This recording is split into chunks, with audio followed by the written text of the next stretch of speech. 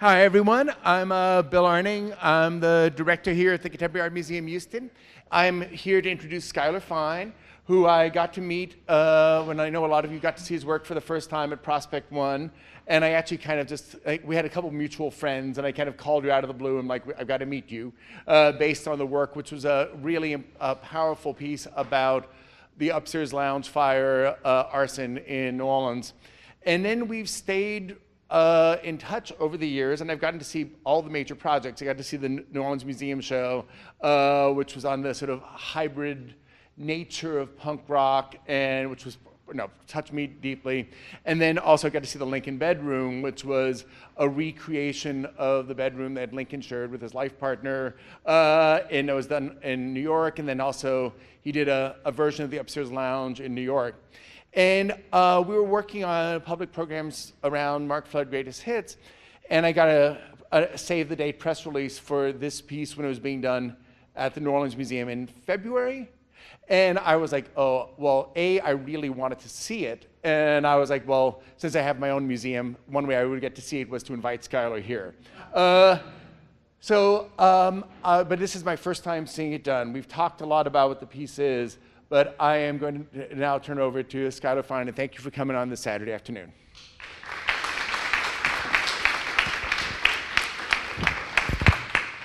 Thanks so much. It's good to see there are so many people with morbid preoccupations, a healthy sign. When Frank O'Hara was my age, he'd been dead 7 years.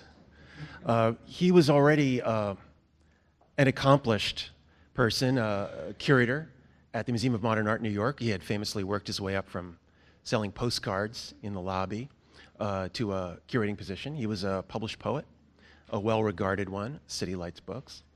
He was a reviewer for Art News. And even more importantly, he was a kind of cultural hub connecting playwrights and painters and poets and writers, kind of a cultural socialite, a group of people now known as the New York School. One of the barometers of his importance is how many times he was painted. He's sometimes called the most painted curator of the 20th century. His portrait was done by here by Alice Neal. His portrait was painted by Fairfield Porter. It was painted by Alex Katz, by Elaine de Kooning, and famously by Wynne Chamberlain, poets dressed and undressed. It's kind of cool that they're only smiling once they're undressed, you know. And the image of Frank O'Hara naked is germane to the story of Frank O'Hara, and we're going to get back to that in a moment. But when you tell the story of Frank O'Hara, you almost always start with the end, with his death, which was shocking because of his age. He was 40, and because of his position in the New York art world, but also because of the way in which he died. Frank O'Hara was hit by a Jeep on the beach at Fire Island, not far from the Pines. It was about 3 a.m. It was late on a Saturday night, and he was on the beach with some friends. And a Jeep was coming his way. It was a young man on a joyride. And Frank just didn't get out of the way in time. And he was taken from Fire Island to nearby Bayview General Hospital on the South Shore of Long Island in Mastic Beach, where he languished for 2 days, getting substandard care in what seemed to be a kind of second-rate regional hospital before he died. Just as shocking as his death at a young age was the funeral, in particular, the eulogy, which was delivered by his on-again, off-again lover, the painter, Larry Rivers. And Larry Rivers described the love that he had for Frank O'Hara, but he also described Frank O'Hara's body, the condition of Frank O'Hara's body, as Frank lay in the hospital. He described the wounds in graphic detail, the stitching and things like that, to the point that mourners were screaming, "Stop, stop!" And he kept going. And the funeral, in particular the eulogy, became one of the more scandalous art world events of the late 1960s in New York. But where was the eulogy? I kept looking for it online. and I couldn't find it. Their friendship produced a lot of writing and paintings, and this is probably the best known. Larry Rivers did this painting of his friend and lover, Frank O'Hara, nude in boots. So here we get to see Frank nude again. This painting was shown at the Whitney in a kind of salon that they did of, I think it was sort of like a painting that was being done in New York at the time. And the Whitney put a guard near it because they were afraid that somebody was going to attack the painting or vandalize it, as it was seen as kind of scandalous and something off about it. The New York Times reviewed the show and singled out this painting for special approbation. They said, this raises the question of when human anatomy is or is not offensive. And when it was shown at the Tiber Denage Gallery, the gallery staff said that the society ladies coming in were turning green when they saw it. So what was so disgusting about this painting when this painting wasn't? And this is the one that Larry Rivers used to model his painting on. And Rivers had seen this in the Metropolitan Museum of Art, where it was called a Géricault, the French painter. I don't think that that attribution still stands. I don't think it's considered a Géricault anymore. But this is another Géricault, so you could see why art historians thought it was a Géricault. But so this is seen as, you know, a really fine example of romantic era figurative painting. To understand why this isn't disgusting, but the other one is, you have to look at the genitalia. You knew that I was going to want to look at the genitalia. I know how you are. So the genitalia is handled here in the classical manner, which is small, the darker tone. The rest of the painting kind of tucked away.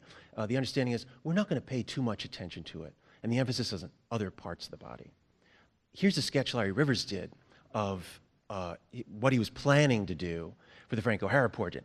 You could see he already knew he wasn't going to handle the genitalia that way. He knew the genitalia was going to be big. It was going to be front and center. Some critics have said it's a portrait of an erect male or a semi-erect male. And I would say it's arguable. You can make the case. Larry Rivers also knew already that he was going to put Frank in boots, leather boots. Think it's a coincidence? It isn't. Larry Rivers was deliberately linking Frank O'Hara to a subculture. Here, these are U.S. sailors during World War II wearing black boots, a look that migrated into U.S. popular culture in the 50s and ended up being part of a gay subculture here seen in the late 60s. And this is how Frank O'Hara dressed, okay? He was about the last person ever to wear black boots. You could say he was a preppy. He grew up outside Boston. He dressed in a rather effete manner.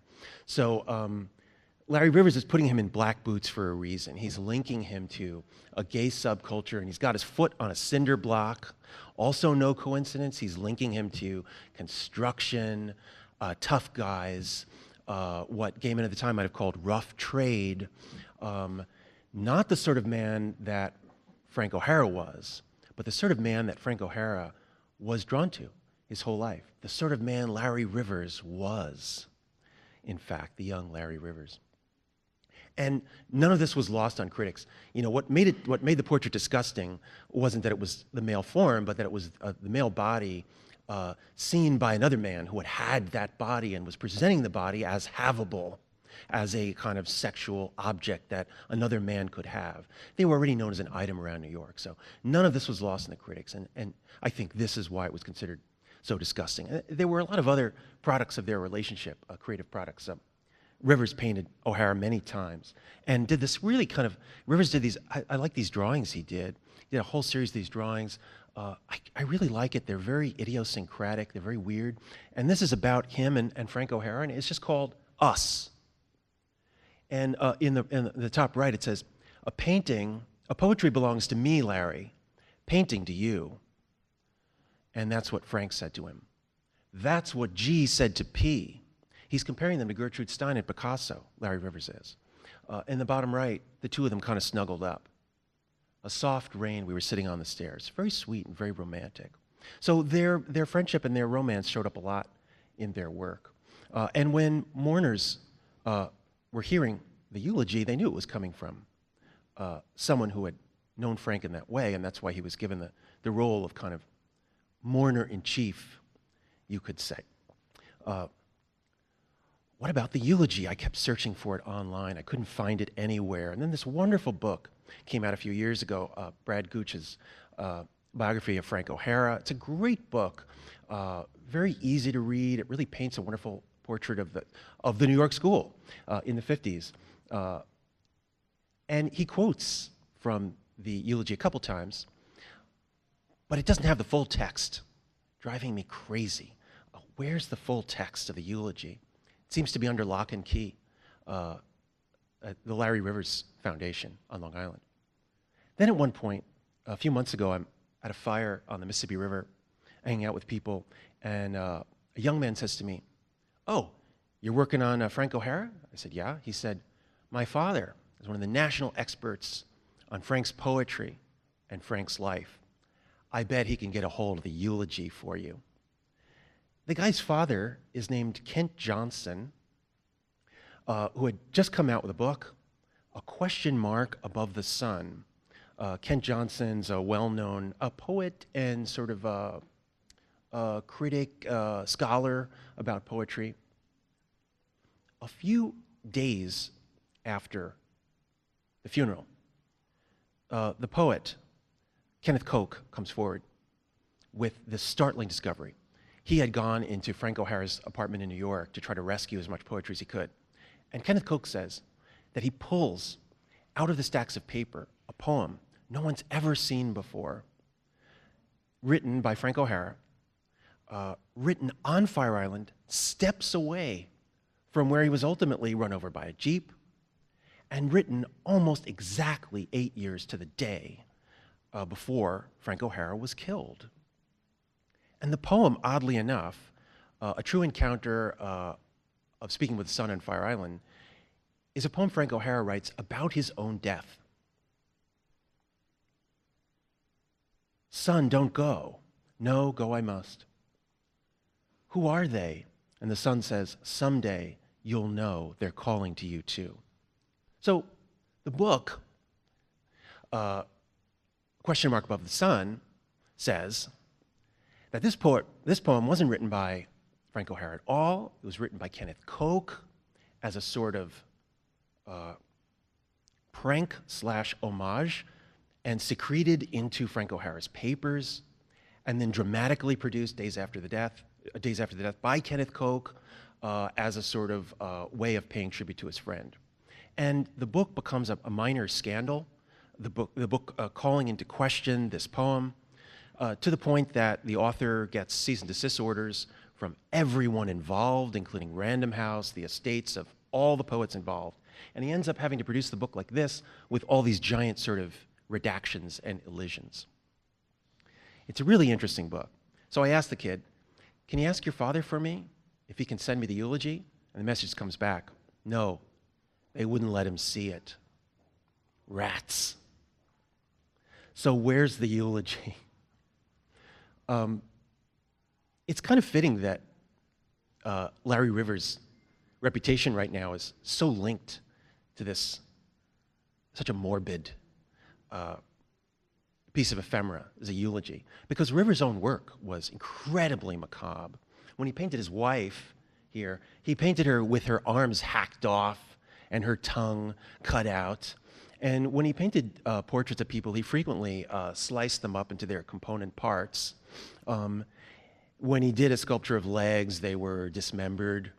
Some people say that Larry Rivers invented pop, and he doesn't get any credit for it. It might be a slight overstatement, but I think it's fair to say that Larry Rivers was 5 minutes ahead of his time in a lot of ways. He was a true pop artist because pop art has always been macabre, has always been morbid, and here, one of the most well-known pop artists, Andy Warhol, produces pictures of car crashes. Pop art has always been concerned with the uncanny, whether it was Claes Oldenburg, again, pictures of murderous dictators, the widow of a slain president, and even in Lichtenstein's pictures. There's always something wrong, isn't there? And what's wrong is death, always. I would argue that pop art is the most macabre of the 20th century genres. And in that sense, it makes sense that Larry Rivers is now being kind of called a pop artist. A couple years ago, there's a breakthrough. I'm reading online, the Larry Rivers papers come home to Greenwich Village. There's a movement in the location of the papers. The Larry Rivers Foundation is giving all of Larry Rivers' papers to the NYU Library. I think it was a sale, but they didn't disclose the price. Well, this means that the papers will be accessible to the public, I assume. This gets a tremendous amount of attention in the press, but not because of the eulogy. It's because of something else. Vanity Fair did a great long-form piece about the transfer of the Larry Rivers papers to NYU, because tucked into the papers are these films that Larry Rivers made about his daughters, starting when they were 12 and 13. He asked them to take off their shirts in front of the camera, and he would ask them questions about their breasts. And this goes on for years. And he calls the films Growing. Yes, believe it. And there it is in the handwritten catalog of the Larry Rivers papers, Growing again and again. Growing, Gwyn. One of the daughters, Emma, when she finds out that these films are being given to NYU and will be accessible to the public, really stages a huge coup, declares that she wants the films handed over to her so she can destroy them. She says they're absolutely a record of her psychological and sexual abuse at the hands of her father. The other daughter says, well, our dad made some spectacularly bad decisions, but he was also a good artist. Let's let the films remain. And this plays out in court and with lawyers over the years. They end up coming to an agreement that the films won't be destroyed, but they'll also never be shown while the two daughters are alive. And there the films remain. I believe they're at NYU now.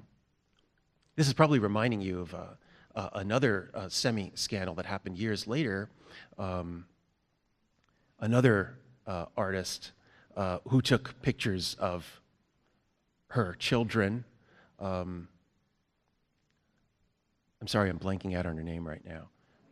Sally Mann, thank you. God, this happens to me all the time when I'm giving talks. Took nude pictures of her own children and flew into a sort of tornado she didn't expect. When the picture was reproduced in the Wall Street Journal, this is what they did to it, leading the young girl to write to the Wall Street Journal, what's wrong with my body that you've scratched it out that way? The girl wondered if there was something wrong with her. And she openly asked the editors why they had done that. Another interesting way in which Larry Rivers was 5 minutes ahead of his time, I would argue. I thought, wow, the Larry Rivers papers are at NYU. This is my chance. My next trip to New York City, I went to the library on Washington Square Park, and I went to the Fales Special Collections, and I asked the reference librarian, so do you have the Larry Rivers papers? And she said, oh yeah. I said, do you have the eulogy? She said, yeah, do you want to see it? I said, yes, please. She said, yeah, it's a whole folder. It's got all the drafts he ever did. Some of them handwritten, some of them are typewritten. He kept working on it over the years. She says, you want me to copy the whole folder for you? I said, after all these years, I can't believe you're going to make it this easy. She said, well, it's going to cost you 15 cents a page. I said, that's okay. And I finally had in my hands and walked out of there with the handwritten copies, 4 different drafts of the eulogy for Frank O'Hara by Larry Rivers. I'd like to read it to you. I don't know that you'll find it as gory as the mourners found it that day, but I think it's interesting for a few reasons, and we'll see what you have to say about it. So it's July 28th, 1966, and you're in the Green River Cemetery on East Hampton, Long Island, and this is where Frank O'Hara said that he wanted to be buried.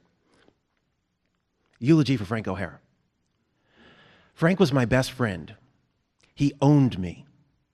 I always thought he'd be the first to die among my small, happy group, but I daydreamed a romantic death brought about by too much whiskey, by smoking 3 packs a day, by too much sex, by unhappy love affairs, by writing too many emotional poems, too many concerts, just too much living, which would drain away his energy and his will to live.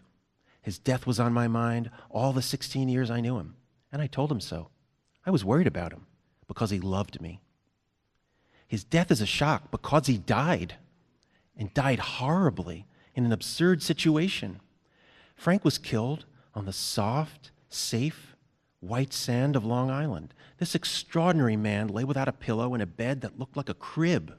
He was purple wherever his skin showed through the white gown. He was a quarter larger than usual. Every few inches there was some sewing.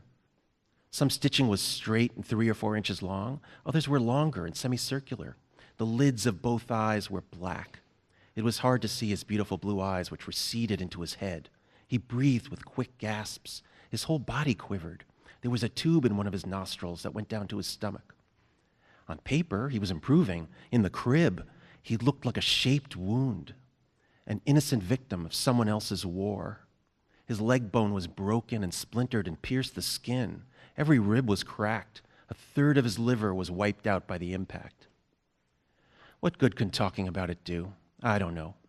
Frank O'Hara was my best friend. There were at least 60 people in New York who thought Frank O'Hara was their best friend. Without a doubt, he was the most impossible man I knew. He never let me off the hook. He never allowed me to be lazy. His talk, his interests, his poetry, his life was a theater in which I saw what human beings are really like. He was a dream of contradictions. At one time or another, he was everyone's greatest and most loyal audience. His friendships were so strong, he forced me to reassess men and women I would normally not have bothered to know. He was a professional handholder. His fee was love. It is easy to deify in the presence of death, but Frank was an extraordinary man, and everyone here knows it. Frank's death is the beginning of tragedy. My first experience with loss. I feel lonely. There are some interesting things about this. One is the sort of rage, an innocent victim of someone else's war. What exactly could he be talking about? Wasn't it just a freak accident? It makes a little more sense when you hear about the details of the death. Frank O'Hara wasn't just run over by a young man joyriding in his Jeep, but by a young straight man who was joyriding with his girlfriend. And there was a sense among Frank O'Hara's friends, the young man was never charged with any sort of irresponsible driving or anything like that. But there was a sense among Frank's circle that the police were protecting a well-liked local boy, but in particular, a well-liked straight boy who happened to have run over one of those kind of odd creatures that could be found in the pines, and that may have made the death just a little more forgivable in some sense. When he was sent to the hospital in Mastic Beach, it was obvious that there was something different about him. When he found out one of the nurses had a French name, he began speaking with her in French. And the people who visited him, including the director of MoMA, it was clear that something was odd about his circle. And some people felt that it contributed to the substandard care that he received. Although the main factor was undoubtedly that he came in super late on a Saturday night, and that his first day in the hospital was a Sunday, and the hospital was understaffed. There shouldn't be any doubt about that. And that it was probably a second-rate hospital to begin with. So those things shouldn't be discounted. But there's a sort of rage beneath the surface of the words. This is 1966. That feels oddly like a lot of other things that Larry Rivers did, 5 minutes ahead of his time, or 20 years for that matter. It's a sort of rage, I think, that wouldn't have been out of place in 1986, or frankly, today. An innocent victim of someone else's war. It's a story about two men who fell in love. It's a story with a number of strange reversals. Two men fell in love, but not equally. One of them was the lover and one the beloved. Frank O'Hara's love was unrequited. until his death, when there was a strange reversal. And Larry Rivers became the lover, and Frank O'Hara the beloved, and it was Larry Rivers' love that was unrequited. But it wasn't the only strange reversal. There's a sort of art historical reversal going on as well. Larry Rivers, the commercial success who showed at Marlborough Gallery, who was well off enough that he could pay the rent on his girlfriend's houses to keep them nearby. Over the years, I would say, he was called the godfather of pop, etc. It's fair to say that his reputation has to some degree suffered in relation to Frank O'Hara's, who at the time really wasn't that well known outside of his small circle in New York, but is now sort of undergoing this huge reappraisal, is the source of new critical works about him, and a whole new generation, I would say, of writers is discovering him. In a final reversal, I feel, it's a largely straight man, Larry Rivers, who gives voice to a kind of gay rage, even a queer rage, one that would be at home today. The biggest question for me would be, for Frank O'Hara, what reversal lies ahead? Someday you'll know, as Frank wrote. Thanks so much for coming and for listening.